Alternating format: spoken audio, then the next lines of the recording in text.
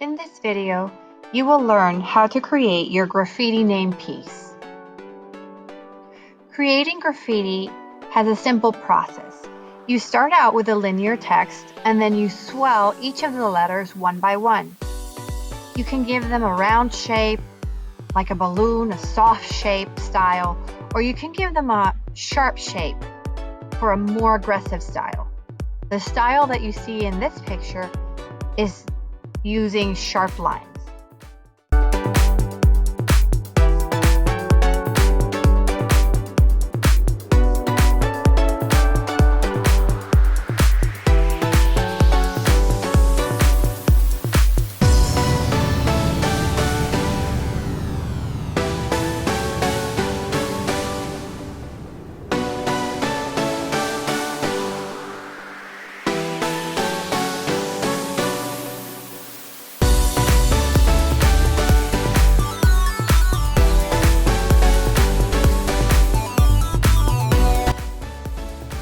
I would like you to pause this part of the video for a few seconds so that you can see the steps on how to create two different styles. One is the angular style, which has more harsh lines.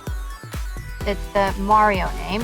And the other one is a little bit more curvy or soft style.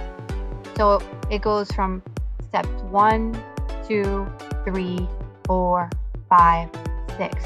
Notice how in step 1 we always start out with lines, and then in step 2 we start building around those lines, even if it's straight lines or curvy lines.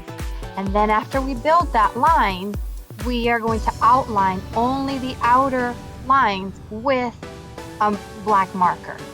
After we do the outlines, then we start making those lines a little thicker, and this creates the illusion of a shadow. Keep in mind that when you make a shadow, always try to do the shadows on the same side. The Mario name has all the shadows on the bottom and to the right of the letters. The bad has the shadows to the bottom and to the left. If you do this, then you will be able to create the effect or the illusion of 3D effect. If you add shadows all around everywhere, you will not create this illusion. So press pause if you want to see step by step how each of the names are created. What I would like you to see now is a video that is going to walk you through the process of how to combine using colored markers and colored pencils on top of the colored markers in order to create a more rich and 3D looking piece of work.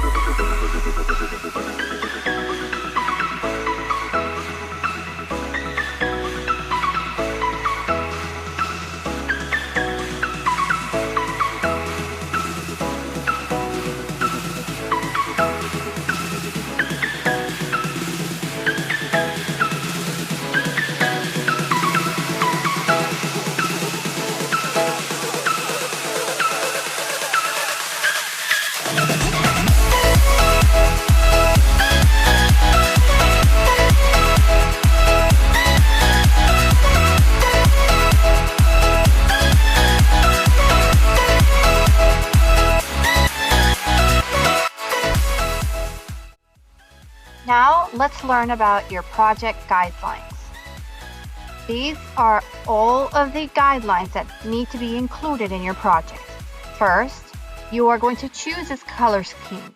You learned about color scheme in the previous lesson, where you are going to choose whether it's going to be cool colors, warm colors, whether it's going to be colors that are right next to each other or across from each other in the color wheel. There is a color wheel available at the front of the classroom where you could see the colors. You also have to include lines, shapes, or designs inside of your letters. You will choose to have 3 colors inside of each letter. It can be any 3 colors. You are going to be encapsulating the shape. This means you are going to be drawing lines around your name to make them be inside of a shape. It's going to be autobiographical. What this means is you're going to try to draw something inside of the name that represents who you are. That's what autobiographical means. You are going to use at least 3 different line weights, which means you're going to vary the width of each line. You're going to have thick lines, thin lines, and 3 different line weights. And the last step is going to be, you're going to be making a brick wall to display your name on top of it. So here are the steps. Please return to this video and press pause for each of the steps so that you know what you're going to be doing. Step 1, you're going to be writing your name like you normally would on a piece of paper that will be given to you by me. Then you're going to be drawing overlapping letters and keep the letters consistent. You are going to first draw the linear lines, and then around those lines you will be making those letters. In order to make them look like one is in front of the other, you want to make the first letter completely drawn, and then the continuous letters, every time you touch the previous letter, you're going to skip whatever part you touched. You're going to add drips, highlights, shadows. You remember to keep your pencil markings very soft. You're going to add any items to make your graffiti autobiographical. In this case, they added a ballerina and a little Mickey Mouse symbol inside of the name. In step 2, you are going to be outlining your pencil lines using 3 different line weights or thicknesses. You can outline everything in a black Sharpie, and then you decide which ones you want to make thick and which ones you want to make thinner. You are going to choose one of the following color schemes. It's either going to be a cool color scheme, warm color scheme, or analogous colors. These are the colors that are right next to each other, the 3 colors that are right next to each other in the color wheel. You are going to use many colors inside of each letter. For example, this one has 1, 2, 3, 4, 5 colors inside. You need to have at least 3. In step 4, you are going to do an encompassing shape. In this case, it's an outline around your graffiti name. And then you will cut outside of that outline. Do not cut unless you have shown me your progress and I give you the thumbs up and go ahead for you to do that. Let's watch this short video to show you all of those steps in a single place.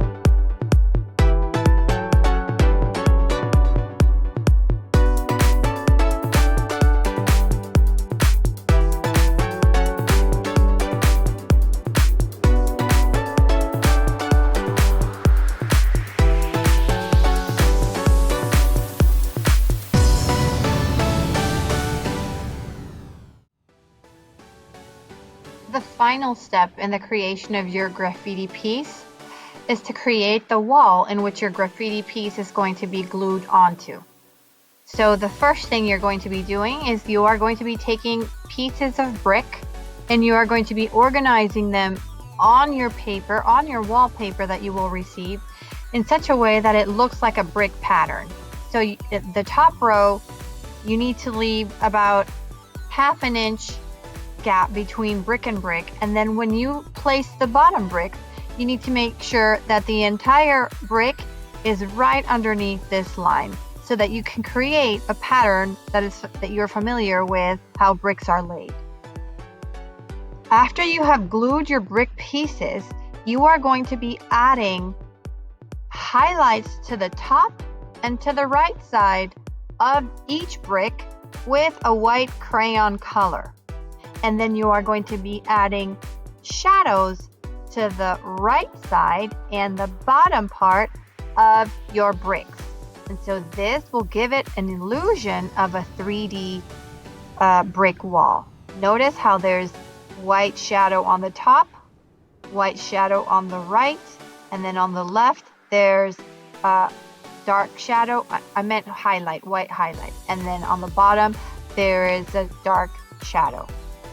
Keep the shadows, all of them on the right and on the bottom of each of your bricks, and keep the highlights on the top and to the left of each of the bricks in order to give it a realistic look.